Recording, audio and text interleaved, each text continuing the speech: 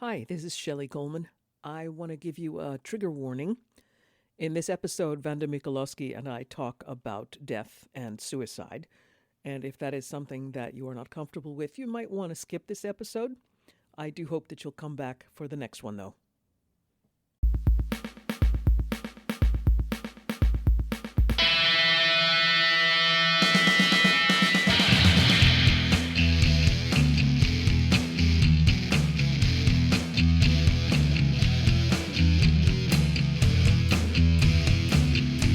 So I don't know what's wrong with me. I'm not gay. I'm not on the spectrum. I don't have any food allergies. I'm just weird. I don't take antidepressants. I don't know. I'm weird. I don't know what's wrong with me.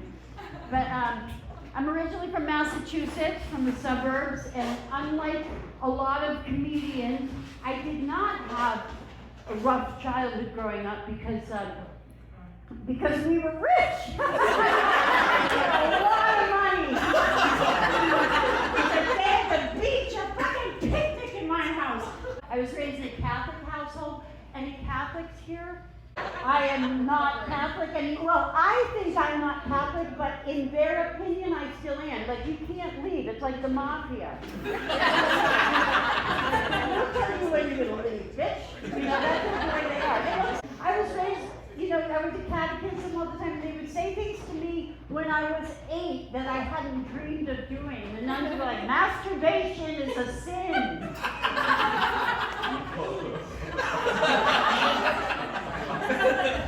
Masturbation, by the way, it's not a sin. What it is it's simply a way of fooling your body into thinking you're popular.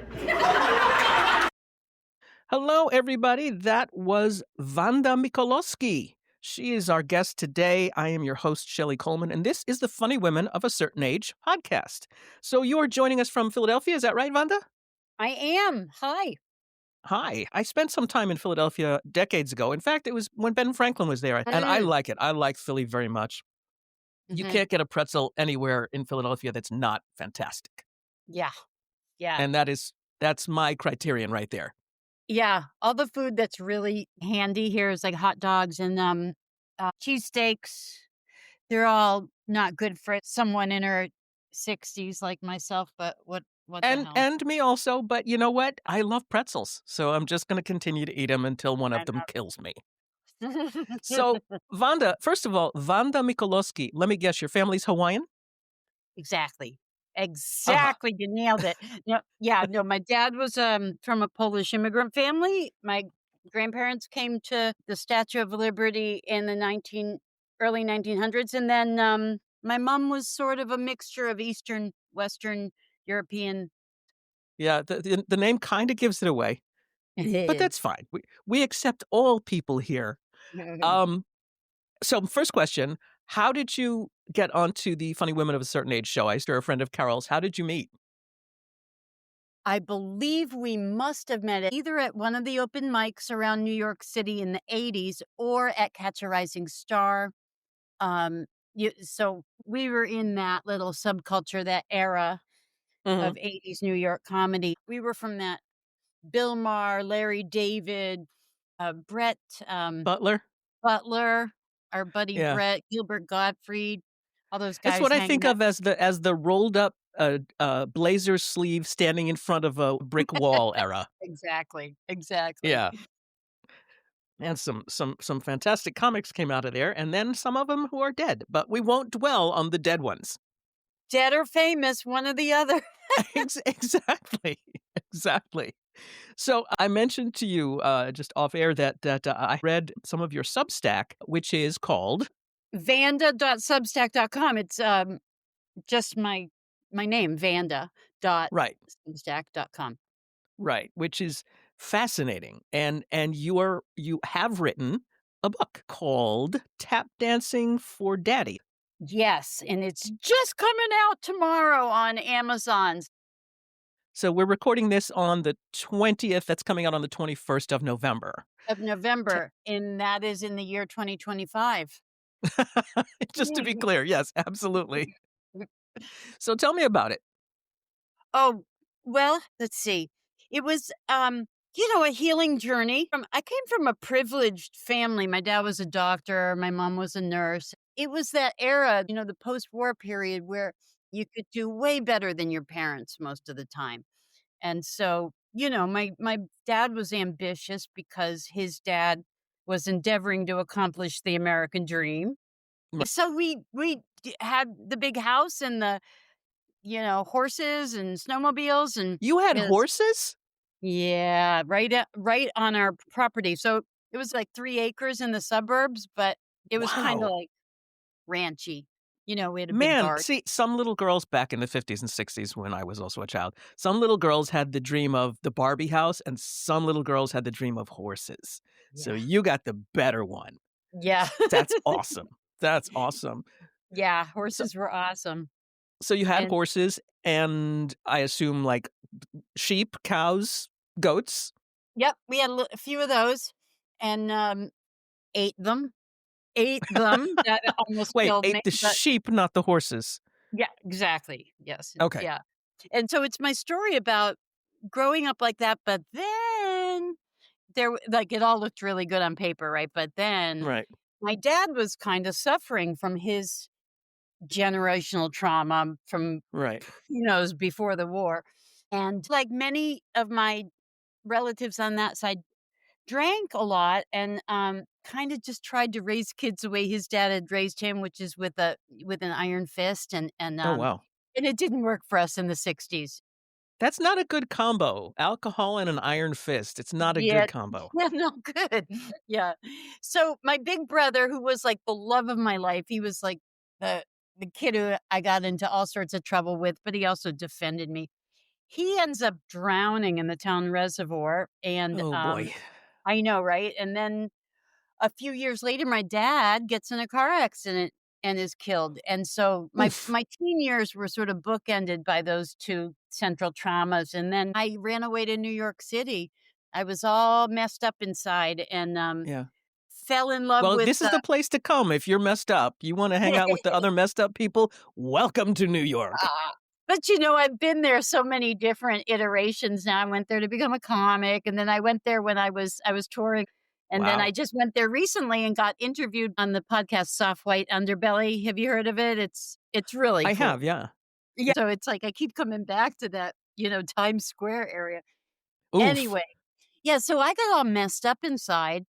And, I was so young, I wasn't yet showing signs of being a drunkard or a drug addict or anything, but that came along, Uh-huh. as everyone in their 20s when I was hanging out with Sam Kinison, so Yeah. everyone in their 20s was sort of crazy, having blackout drinking things, not just us drunks.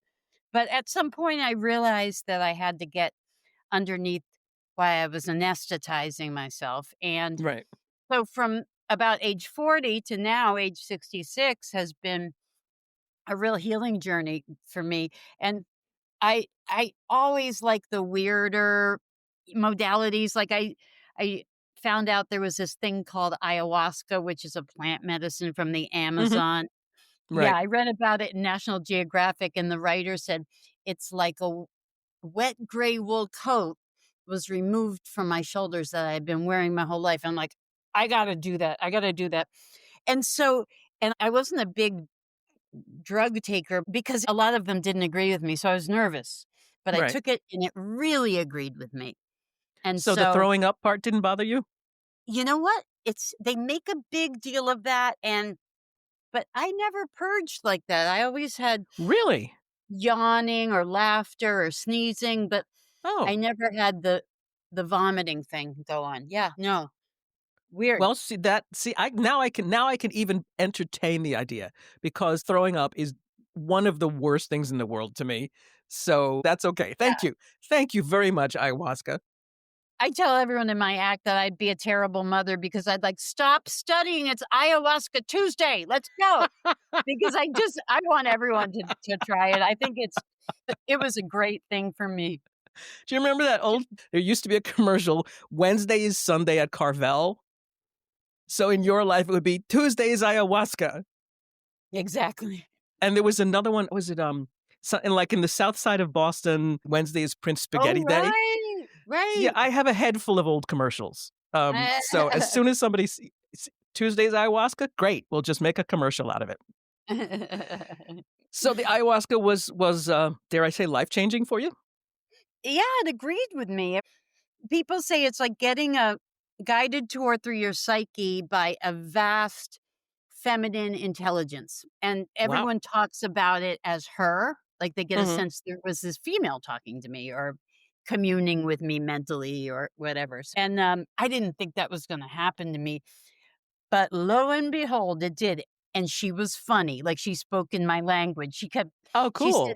here's the first thing she said. Well, the first thing she said was she stole a line from my act. Like I, Yes. I was feeling this buzz, like a real buzz, like, oh, I'm tripping. I guess I'm tripping. And and I go, whoa, whoa, this is really electric. This is intense. And I hear this voice come into my head. Pardon me for assuming a familiarity we have not established, which Oh is my I used to goodness. which I used to Well, use on hecklers sometimes, and I'm like, "Oh my god, that's funny in this context. You're funny." She goes, "Well, we have to keep you entertained because there's a lot of healing to do in your body. You sure have overused that vagina of yours." oh, snap. And I said, "What? Are you calling me a whore?" And she said, "Yeah. Yeah, yeah." Wow. And it was like girlfriends, like, dissing each other kinda immediately. It was super fun. Yeah. Oh, man. So this is all in your book? Yeah, I weave ayahuasca in and out of there, in and out Yeah. of a memoir, it spans about 20 years from the time I was in Massachusetts through prep school into New York City, becoming a stripper. My line is, because at the time we didn't have yoga studios. There you go. Anyway, falling in love with the guy, I couldn't leave this guy. I was addicted to him. He was abusive, but I finally figured out how to do that. And I'll let you guys read the book if you want to enjoy that. But I try to put in a lot of little wisdom because you know what? We're old. We have wisdom. It's time Oh, to yeah. give back, right? We're Yeah. elders now. Who Yeah. knew? Who knew? My wisdom can be summed up, as follows. If you find a pair of shoes that you like and that fits, buy 2 pairs. Two. That's it. Yeah. That's all I got. 66 Yeah. years, that's all I've learned. So I was reading your Substack, and there's this wonderful thing that when you were doing some writing, you had this coach who said, and I'm going to embroider this on a sampler. She said, "Don't lose your snark." Yeah, writing. That's Yep. brilliant advice. Don't lose your snark. Mind you, most of the time, possibly this was your experience in the 60s, little girls, you're not supposed to be snarky. You're supposed to be polite. You're supposed to be nice. You're not supposed to be sarcastic and all of those things. Oh, wait, I'm sorry. I'm talking about myself now. Sorry, that was me I was talking about. Mm. Nonetheless, I think snark is one of my best qualities, so I suspect it's one of yours as well.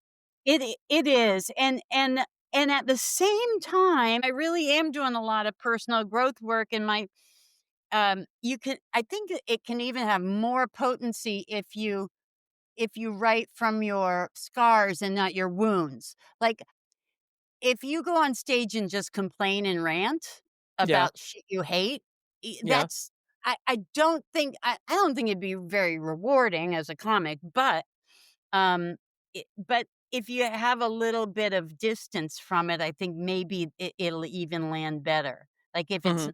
like if you're really actively hating on something or someone, to Yeah. bring that out, I don't know. I don't know. No, It's a I know. it's a different approach. It's a skill set. It's like going to a restaurant where the waiters are nasty to you. Remember, people used to pay Oh, extra yes. to go to Yes. those things. It's more like that. Yeah, oddly Mhm. never liked that. I don't want people yelling at me. I had my family for that. Um, so so you lived in New York for X number of years, and then you decided, "I gotta get out of here," and you moved down to Philadelphia. Is that a place where you Oh, had no, lived I before? went a bunch of places. I went to the Pacific Northwest and was part of a spiritual, seeking group, a allegedly channeled entity. So my next memoir is called All My Cults. and it's gonna be about about all of the fringy things I've done because, I was raised strict Catholic, and a lot of Catholics are happy with their religion, but I wasn't, Uh-huh. and it set me on a path, like, it can't be this. Like, there's nothing magical in this church. It didn't feel Mhm. magical at all. And I knew nature was magical, right? There was Right. it full of awe and wonder and, "Oh my god, this blade of grass is growing all by itself. What's causing that?" Like, I Uh-huh. kind of was fascinated with that, and the church, especially the church back in my day, and especially the churches that were where there was mischief going on, and I'll say mischief just because I don't wanna get really mad, but yeah, no, there was shit going on in the Catholic Church in Yeah. some especially around Boston, Worcester, where I was raised, Mhm. and, kids killed themselves in my little Oof. congregation. Yeah. So, anyway, it couldn't be that. Like, if there's a perfection to me growing up in that brainwashing or that, whatever you wanna call it, domesticating me into Uh-huh. into spiritual teaching, it was for me to go, okay, that's not it. It was enough traction for me to look elsewhere. Right. So I looked at all the Eastern religions and at the New Age channeling stuff, and there was a whole bunch of stuff going on.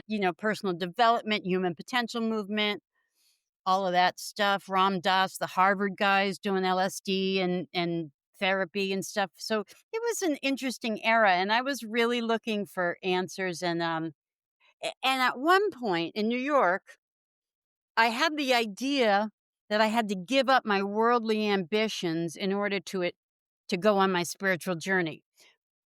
But I don't believe that anymore. I think the world can be your monastery if you want, Okay. so I went to the Pacific Northwest. I got tired of being in the cult after a while, and then I say cult just kind of jokingly, Mhm. because who knows what a cult is, right? There's so much gray area there, Yeah. and, Although the title All My Cults will make a fantastic sitcom. yeah, good, I hope so, or a Netflix Yes. series maybe. Yeah, Yeah, absolutely. uh, it's just that mine don't have the sensational, diabolical, some of them do, but I have a different take on it, and then I joined the Bikram yoga school in LA, and that had Mhm. its own thing, and then I was involved with, not very famous ones, but edgy ones, and honestly, I think a relationship can be a cult if you get more than 2 people together, believing the same thing, you can start a cult. I don't know, marriage is a cult. Isn't marriage a cult? I don't know. I think there have to be more than 2 for it to be a cult. If it's just 2, then it's a pact. Yeah. Well, cults have they have all these hallmarks of what they are, like charismatic leader, and you get Mhm. shunned if you leave. And, to some degree or other, shunning isn't like a formal thing that my place had, but people don't want to hang out with people who make them wrong and Right. tell them that their Yeah. belief is stupid, So I guess I shunned myself from there, Anyway, Ah, the, okay. the high school that I went to was a experimental high school in Maine that was a little thick in its Mm. philosophy. Okay. It got when self-propagation becomes more important than your vision, Mhm. that's when you can get a little bit, like, fascist or whatever. But, I went from Pacific Northwest, I got tired of it, and plus I had so many friends who were becoming rich and famous in LA, and I was like, Oh, "Damn, I miss show business. I really miss my people, my funny people," yeah. Yeah. Um, so I wanted to move to a major city, either New York or LA, and an apartment came up in LA, and I said, "There we go. I'm gonna go there." And so I spent about 10 years in Los Angeles. Not a city to live in if unless you're fabulously wealthy, I guess, but Yeah, I was gonna say, how did you support yourself all this time? Were you teaching yoga then? I was doing everything I could to scrape by. I Right. drove for Uber for a while. I gave massage. Oh, I did tour with the Dixie Chicks and come up and make a lot of money So I had some savings. That's not to be sneezed at. It's a nice gig. Yeah, that was a really great gig, and it was the beginning of the end of my alcoholism. After touring with them for 7 months in 2001, I had gotten so messed up because tours are hard, man. They're unhealthy. We had 80 people, 10 buses and 11 semi trucks going from city to city. And Wow. yeah, it was an ambitious tour. And part of What did they have touring, pyrotechnics or something? Why did they need yeah, that so many they had this trucks? big dirigible, I think it's called a fly, Really? and pilot that flew the fly Oh, through the wow. arena. Guitar techs and this one and that one. Yeah, but I They mean, were the Dixie Chicks, it was what, 3 or 4 women? Was it? 3 3 women? women. Yeah, And yeah. I just in my mind, it's 3 women, guitars, and a backing band, and I don't why would you need semi trucks? I Yeah, I we had, I've never seen their tour, so that I well, can't all say the that. equipment and video, guys and, yeah, guitar techs and music. There were, like, 5 musicians, I believe, that came with us, and, a lot of backstage and back of the Wow. house people, were me, their hairstylist, their stylist, the backstage manager, then a whole office of admin who was doing shit all Really? along. Yeah, Wow. yeah. Wow. Yeah, that's a traveling circus right there. Yeah, it was really wild. And people would say, "Oh my god, what a great experience." I'm thinking, "Yeah," and I was hiding from them the fact that I was a drunkard, which Yeah. as a yoga teacher, here I am like, I'm screwing up the coolest yoga teaching gig I've ever gotten in my life by Yes. drinking at night on the buses, and it was like really high-end booze, right? Oh, the other thing, we had a kitchen crew of 5 people who made organic salads every day. What? Yeah, yeah, Oh yeah. my god. Yeah, yeah, yeah, Holy c so organic salads, yoga, and, Jamesons?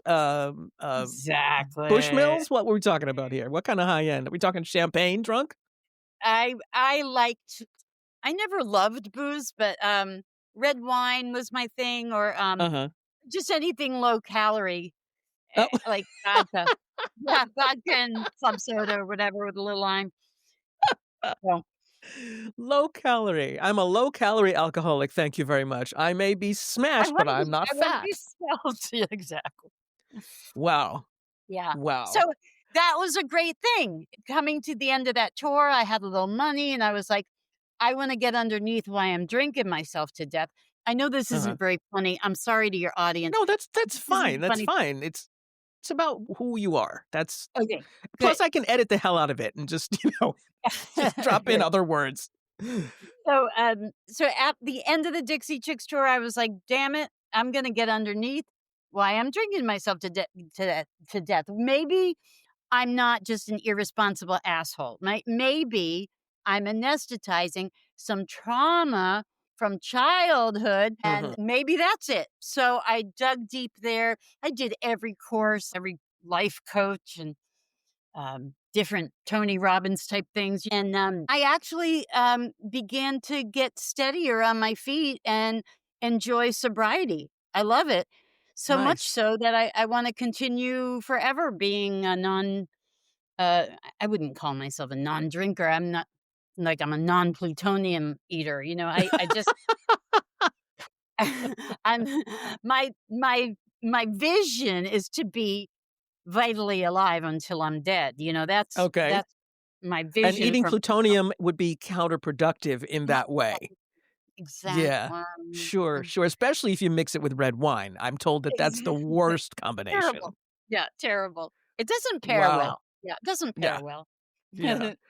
So that brought you more or less up to where you are now. You moved to Philly and found a kind of a peaceful place to live. Oh, I have a sweet little apartment here, and it's a place to write, and I'm living off my savings still, and I do occasionally go teach a yoga class or give a massage, but mostly I'm just trying to. I tell you what, Shelly, I think at this age, I would love it if like I'm thinking about suicide. I'm not suicidal like now, like I'm not suicidal, but Uh-huh. I'm thinking suicide is such a great idea because then you can budget. for when you know, like you know what I mean? Like 15 years. I'll do 15 more years, right? And then year by year, you can maybe go to Europe. You don't know.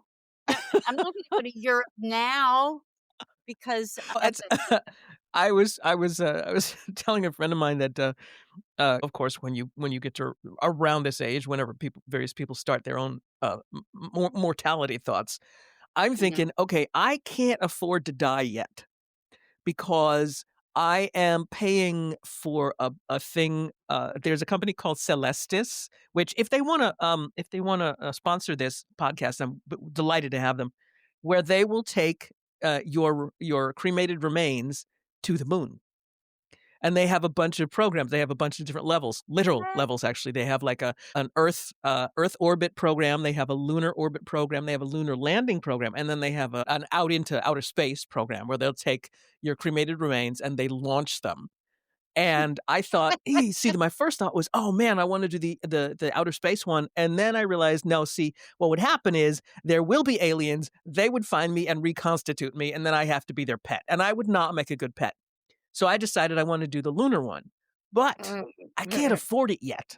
So I have to keep working until I can afford to buy myself into the lunar uh, landing death program. That's not what they call it, by the way. They have a better name for it. So I'm sort of the opposite end of you. Well, you're talking about like planning your Yeah. death, and I'm like, I can't. No, I can't yet. I can't. I don't know when I'm going to be able to, but I Right. can't yet because I Right. can't afford it. Right. But if you knew, like, all right, 66, 76, 86, perfectly good life, right? Maybe when you're 85, you won't feel that way. I don't know. Right. Body already is difficult, right? The body already is. I just got a friggin' bone density scan. They said, well, your femur bone, Yeah. we checked that. That's a little osteopenia there. I'm, A little porous, what am I a little supposed to do fragile. now, you shitheads? And, you're old. Yeah. So, um, yeah, but I think, I think you just brought up a really good idea. I think if we get all those related to death companies to support Yeah. the women of a certain age, it's kind of Absolutely. funny. It's funny, right? Like the companies that you can get yourself buried at the base of a tree and then a tree Right. grows Yeah. instead of you. Like all those death companies, they would be the best sponsors. So let shout out to the people in the audience. If you know any anyone in the C-suite of any of those companies, have them use us as their sponsee. There's probably one where you can be buried at sea. There's probably a company for that too. Yeah, yeah, And if there yeah. isn't, there should be. We could do a brainstorming session and come up with a lot of them, and I think that would be hysterical because because you are looking at the horizon line. I mean, it's like Yeah. it's there. Yeah, you can And see it now. Whereas when you're 20 or even 30 for many people, it doesn't even exist. There is no horizon. There's just, no, I'm going to be eternal. Guess what? oh, You're not. I know, I know, I know. And you see the girls going through the phases that I went through, and I'm like, yes, you're pretty. Yes, you about you and how you look and blah blah blah. And like, uh, uh. I don't know. Anyway, I don't mean to diss on the young girls because I love you, young ladies. You're like my daughters or granddaughters at this point. Mm, But there is something of value that you and I and Carol and all the funny women of a certain age have that is beyond humor. It's a little bit of wisdom. I mean, we're elders now. It's really, mm. by declaration, it's time to give back to the tribe. Yeah. I got called grandma for the first time a couple of months ago, Oh which my would be God. sweet if I had grandchildren. Who called you grandma? Some guy on the street. Oh, Jesus. Yep. Oh, I would have punched him. Oh my I God. didn't have the energy. Yeah. I'm too old. I don't have the energy to punch I people. don't I'm have a the energy. grandmother. Do you talk about age and dying in your stand up? Yeah, a little bit. Yeah. I talk about how there's societal rules. Women aren't supposed to wear certain things because Yeah. they look ridiculous. Oh, are you trying to act young? And and I like to go to those magazine articles, 50 mistakes women over 50 make and make them, you know. My my joke was my style is somewhere between hot flashes and hot topic, but I do wear lots of leopard and wild shit but that's always been my way. I'm not changing my style just because 'cause I'm old. Um, but yeah, I do cover that stuff and my fear when I was younger, I feared that I was gonna end up to be like an old waitress. Looks like she's had too much fun in her life with lipstick, Uh-huh. thinking she's still sexy, like, that was her whole thing. She's like, "You're attracted to me. Am I right or wrong? Am I r" Oh, I'm gonna have a heart attack right here. No, you can't. It's not time yet. Uh, but yeah, I want your audience to start thinking and do you have comments in this? How do you do that? We've only ever gotten one comment. I always post the episodes on Instagram and Facebook and Substack, and only ever had one comment on Instagram, and it was from. I mean, it could have been a bot, who knows? But it was from a man who said, "Women aren't that funny." And I thought, yeah, okay, thanks so much for your help. Thanks for your insight there, buddy. In an earlier episode, we were talking about Jerry Lewis and Mhm. his statement that women aren't funny and his whole thing about that. And so my thought was, "Oh, cool, so Jerry Lewis has come back to life and is now listening to the podcast and commenting on it." Thanks, Oh Jerry. my. Love the boost. Appreciate it. Oh my, the ghost of Jerry Lewis. Yeah. Yeah. You know, even the guys who are pains in the ass never thought that way. That is so antiquated, isn't it? So antiquated.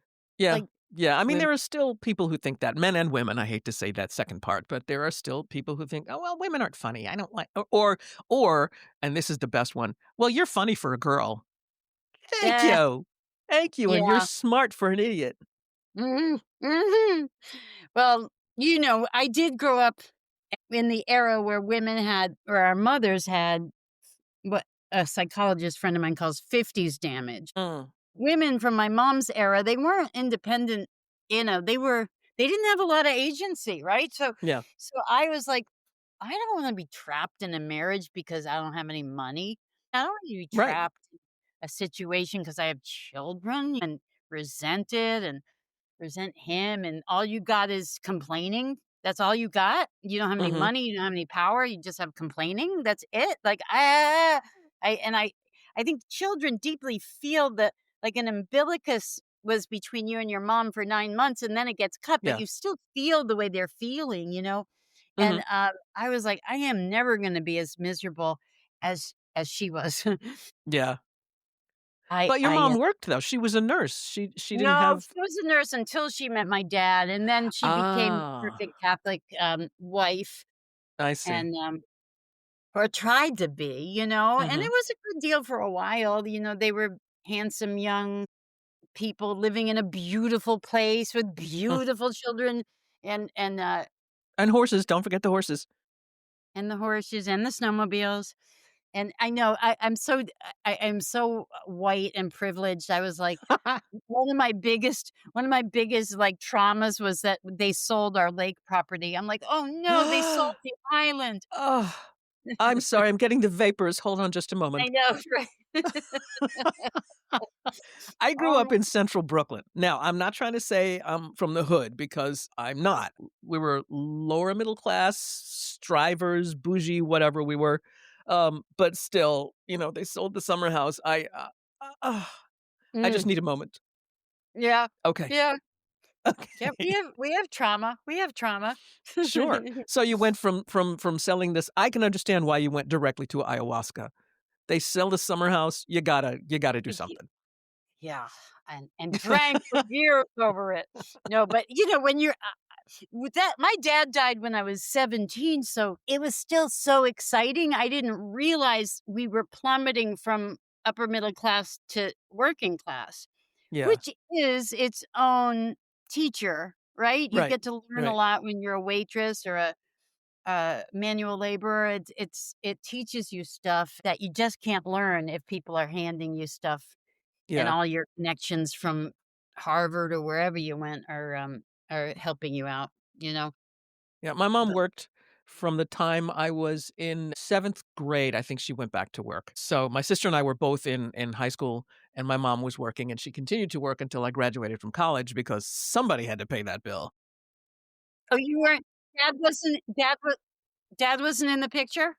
Oh, no, he was there, but, I mean, they just said, "You're both going to college." That was never a question, "Are you going to college?" It was, "Which college are you going to?" That's what I meant by strivers. Um, Right. so, yeah, my dad was working, but he was also I had very old parents. My Mhm. dad was 70 when he died, and I was 21. Oh, So, wow. my dad had retired, and then he died, and my mom had to continue working. So what was my point? It was never an option for my mom to not work once we were old enough for her to be out of the house, you know? So that was what, our training was, and so Right. I disappointed her by becoming, not that, being a broke comic now. What did you do out of college? Like, what were Oh, I you thought I was heading? gonna be an actor. Okay. I went to school for theater, and I never had any thought other than that I would come back to New York and go into the theater and become a Broadway star. What I did not realize is that everyone else in New York who isn't trying to be a musician or a comic is also an actor who's gonna be a Broadway star. And I just Yeah. didn't have the wherewithal, and I didn't have the right look. It was just the '80s were a tough time for me because I didn't fit into any of the places where I thought I was gonna fit. And then finally I went, "Oh, I don't wanna be an actor, I wanna be a comic." It's Mm. totally different. That's all I ever wanted to do. Um, what was my point? Why did I go off on that tangent? I was asking you about it. Oh, okay. Yeah. Oh, right. Yeah, you did ask, I forgot. Yeah, and that's so interesting, and did you take a class? I took a class in No, I comedy. didn't. I that's not how I learn. Like, that's one of the reasons I didn't do well as an actor because I hated acting classes, Ugh, I and know. I have to just figure it out myself, otherwise it doesn't work for me. And some of those New York acting coaches were nut bars. They were nut bars. Oh, yeah, I had a lot of all my friends from college that came back to New York, I heard the stories about, "We have to do this, we have to lie on the floor and clench your ass." What? No. No, I don't think so. Yeah, Anyway, yeah. that was my deal. So, you're mostly working on writing now, is that correct? You're thinking about turning the book into a screenplay? Yeah. I did just go to Spain because I won a scholarship to a, writers retreat called Rockabirdy Writers Retreat, and they have them in castles throughout Europe, Wow. and you get to meet some Hollywood big shots. One of the guys, I already know him because I know some Hollywood big shots myself, but I was the only one there who wasn't a screenplay writer. I was the only memoirist there. Uh-huh. And the whole thing was about doing your pitch to the 4 mentors, right? Mhm. And I did my pitch on the last day, but I was almost not gonna do it because 'cause I'm like, "I'm not a screenplay writer." All these people are so conversant in this world of turning stories into pictures for the screen, and Mhm. I just wrote a book, and that's it, and so the big lesson in this is I woke up that morning and said, "You know what? I'm gonna pitch it, but I'm gonna just start with, hey guys, I've actually never read a screenplay or written one. So what I do have is this." And I told them my story because we're comics, right? I got a couple laughs in. Like I Mhm. did the thing about I said I ran away to New York and became a stripper because at the time we didn't have any yoga studios and that Right. big laugh, and, I go, "What? Same thing," So, the minute you get like, if anyone's in your audience and they wanna do anything that involves presentation of any kind, take a stand-up class. It's a very unforgiving art form. You need to put the funny word at the end of the sentence, and the Right. ideas have to be novel and surprising and multidimensional and social commentary and maybe signaturely you, and if they have all those elements, that makes it great comedy. And then there's, like, what I call Jerry Seinfeld comedy, which is technically Mhm. here's a joke about a jokey thing in the Yeah. bathroom, this and that, and it doesn't take him any courage or he never would be embarrassed to go, Right. "I have to admit something about my humanity," like, he would never go there. You can clearly tell I am prejudiced towards comics who are like slit their wrists and bleed and show your soul on stage. But anyway, so I did the Spain thing. I'm at a castle in Spain and I give the most rockin' 3.5 minute pitch. And Andrew Lazar from Los Angeles, who made the movie American Sniper and I Love You, Philip Morris, he says, I Oh, want to wow. see the movie made. And so now I'm like, what's my next step? I'll do a Oh, wow. treatment. I'll learn how to do a treatment. So I'm doing a treatment now. And then I'll be publishing on Amazon and doing some interviews. So we'll see how that book gets out there and gets around. And who knows? The minute someone like Andrew Lazar tells you, I want to see your book made into a movie, Hmm. you get all excited about that one shot, like it's one Right. egg in your basket. But Yeah. but I'm old enough now to realize, no, no, no, no. That's just the universe telling you you're good. Uh-huh. You know what I mean? There's now you have something to barter with Okay. when Yeah. you get other people as interested. You know, Yeah. I just happened to meet Andrew Lazar, but it could have been someone from Europe. Right. So Right. it's like getting a little bit y- I can afford to be cocky because I'm not super successful, right? So Hmm. what am I going to be? Less successful? Like what the fuck? Yeah. It's the what have you got to lose situation, Yeah, right? yeah, I got yeah. nothing. What are you going to take that away from me? Yeah, right. So plus it's my signature legacy bit that I'm giving back to the planet. If I die soon, I want Yeah. that to be on the planet.